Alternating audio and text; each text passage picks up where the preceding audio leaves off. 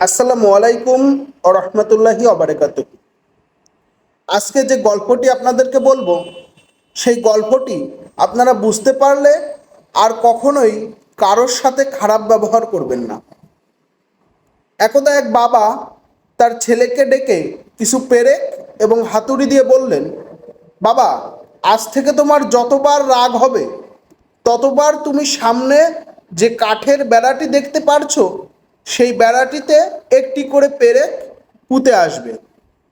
ছেলেটি বললেন, ঠিক আছে বাবা। এবং যথারীতি ছেলেটি যতবার রাগ হতে লাগলো ততবারই একটি করে পেরেক ওই কাঠের বেড়াটিতে পুঁততে লাগলেন। এবং ছেলেটি দেখলেন অনেক বেশি পেরেক তার একদিনে পুঁততে হচ্ছে।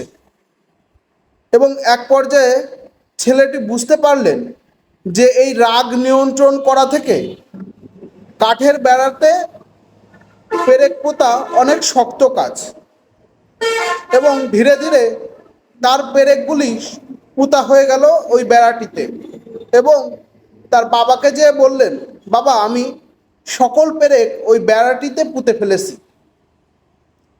তার বাবা বললেন, ঠিক আছে বাবা, এখন থেকে তুমি ওই বেড়া থেকে একটি করে পেরেক খুলে আনবে।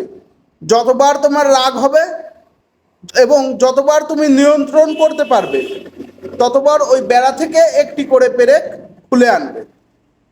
ছেলেটি যথারীতি কাজটি করতে থাকলো এবং খুব অল্প সময়ের মধ্যেই সকল পেরেক ছেলেটি খুলে ফেললো। এবং ছেলেটি তার বাবাকে যেয়ে বললেন, বাবা, আমি সকল পেরেক তুলে এনেছি। তার বাবা বললেন, তুমি অনেক ভালো কাজ করেছো।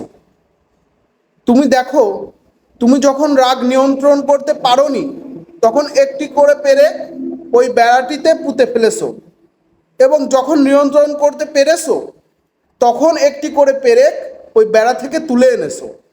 এতে করে যে ওই বেড়াটিতে যে ক্ষতগুলো তৈরি হয়েছে সেগুলো কিন্তু তুমি আর আগের অবস্থানে ফিরিয়ে দিতে পারবে না।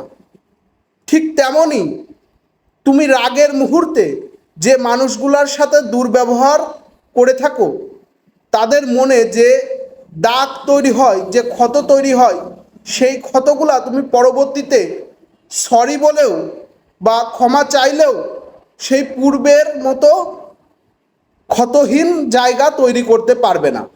তাই বাবা দেখো, কারোর সাথে কখনোই রাগ করে খারাপ ব্যবহার করবে না। আশা করি আপনারা গল্পটি বুঝতে পেরেছেন। সকলকে ধন্যবাদ।